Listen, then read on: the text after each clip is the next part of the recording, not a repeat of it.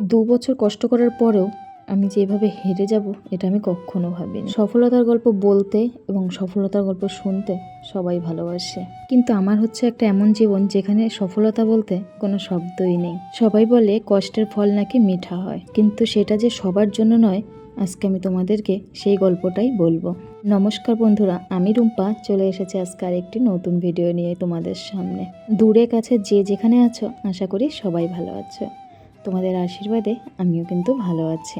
তবে শারীরিকভাবে ভালো থাকলেও আমি কিন্তু মানসিক দিক থেকে একটুও ভালো নেই। আসলে জানো তো, কদিন ধরেই আমার ইউটিউবে ভিডিওর ভিউজ দেখে আমার একটুও ভালো লাগছে না আর ভিডিও করতে। আমার ভিউজ দেখে মনটা পুরো খারাপ হয়ে গেছে।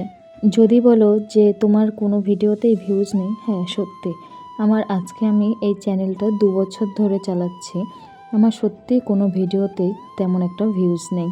আজকে আমি 2 বছর ধরে কন্টিনিউ ভিডিও ছেড়ে যাচ্ছি আর চেষ্টা করে যাচ্ছি যে ভিডিওর মধ্যে কিভাবে একটু গ্রো করা যায়, কোন কাজটা করলে আমার ভিডিওটা ভালো হবে, কি বললে মানুষ আর কি শুনবে।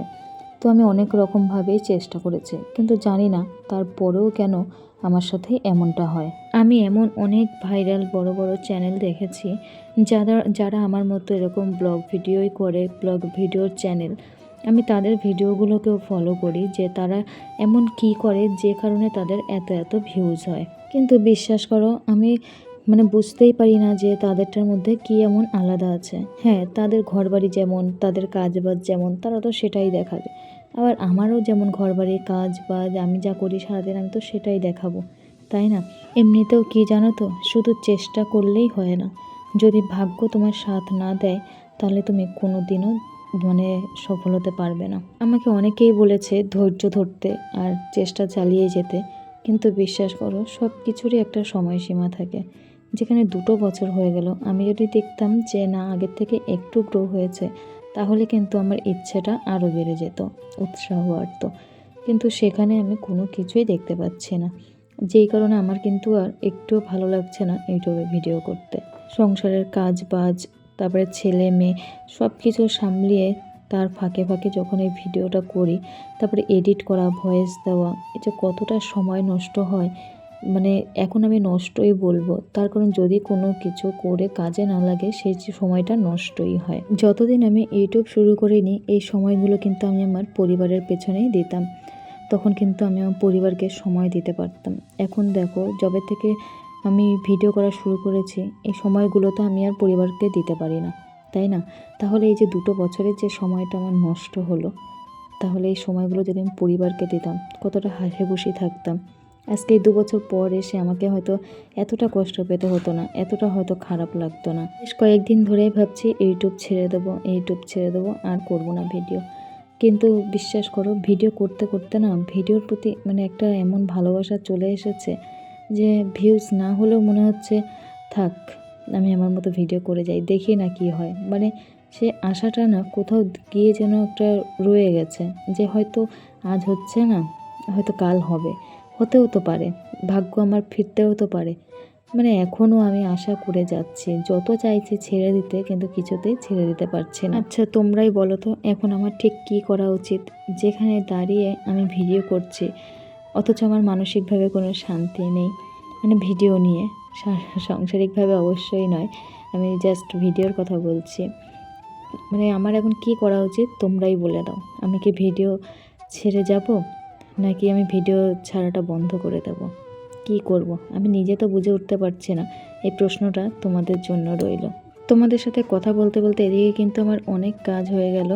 আসলে তোমাদেরকে একটু আমার মনের কথা বলে হালকা হলাম। এবার তোমরা তোমাদের রিপ্লাইটা অবশ্যই করো আমার কমেন্ট বক্সে। তো যাই হোক, এইদিকে দেখো কতগুলো বাইল পাতা আমার শাশুড়ি মেয়ে এনে রেখে দিয়েছিল পুকুর পাড়ে, সেগুলোকেই এখানে টানিয়ে দিলাম। আসলে চারিদিকটা তো ফাঁকা, এগুলো দিলে একটু কি হয়, বেড়া দেওয়া হয়ে যায়। আর এগুলো কিন্তু অনেক দিন থাকে এরকম। এই তোমার জল আর রোদে না কি হয়, বেশ তাও 1.5 বছর 2 বছর তো থাকে, তারপরে গিয়ে কিন্তু পাতাগুলো নষ্ট হয়ে যায়। তো তখন আবার এগুলোকে নামিয়ে আমাদের নতুন করে আবার দিতে হয়। তো যাই হোক, এইদিকে দেখো পুকুর থেকে মাছ ধরেছিল, সেই মাছগুলোই আমার বরকে বলেছিলাম একটু আমাদের বাড়িতে আমার বাপের বাড়িতে দিয়ে আসার জন্য। ওদিকে গাছের লাউ শাক আর পুকুরের মাছ এগুলো পাঠিয়ে দিচ্ছি বাবার বাড়িতে। আর আমার বাবা জ্যান্ত মাছ খুব ভালো খায়, সব সময় তো আর পাওয়া যায় না, তো সেই কারণে কিন্তু ওগুলো পাঠিয়ে দিলাম, ওই জিয়ে রেখে রেখে খেতে পারবে। আচ্ছা, তোমাদেরও কি এমন কেউ আছো যারা আমার মতো অনেক দিন ধরে ইউটিউবে কাজ করে যাচ্ছ কিন্তু এখনও সফল হওনি? তোমরা তোমাদের জার্নিটা আমার সঙ্গে শেয়ার করতে পারো। এইদিকে জবের থেকে বর্ষা নেমেছে, আমাদের কিন্তু কই মাছ পাওয়া শুরু হয়ে গেছে। এই বর্ষার জল পড়লেই তখনই কিন্তু কই মাছটা বেশি পাওয়া যায়। আর এখন বাজার থেকে তো কেনা মাছ খাওয়া বন্ধই হয়ে যাবে, যেহেতু নিজেদের বাড়িতেই এত মাছ পাওয়া যায়। আর জ্যান্ত মাছ খাওয়া তো ভালো, এটা সবাই জানো। তো এই মাছ রেখে তখন তো আর কেউ বাজার থেকে কেনা মাছ খায় না, তাই না? তো এইদিকে আমি কিন্তু কই মাছের শুধু ঝোল করেছি, মানে কোনো রকম কোনো সবজি দেইনি, সর্ষে বাটা দিয়ে করেছি কই মাছটা। আর কই মাছের এই তরকারিটা কিন্তু খেতে বেশি ভালো লাগে। তো যাই হোক, এদিকে মাছ করেছিলাম আর এইদিকে করেছিলাম হচ্ছে পটল ভেজেছি, আর করেছি হচ্ছে লাউ ছেঁচকি।